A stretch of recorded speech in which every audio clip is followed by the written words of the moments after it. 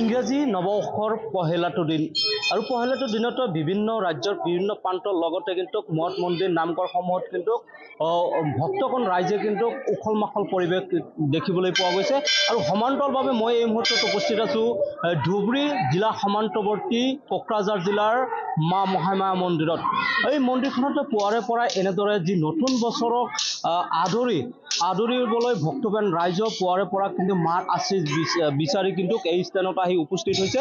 এনেদৰে মই সহযোগীক দেখুৱাবলৈ অনুৰোধ জনাইছোঁ যে এনেদৰে কিন্তু পুৱাৰে পৰা যি নতুন বছৰক আদৰিবলৈ কিন্তু সকলোৱে ইয়াত আহিছে, মাৰ ওচৰত আহিছে।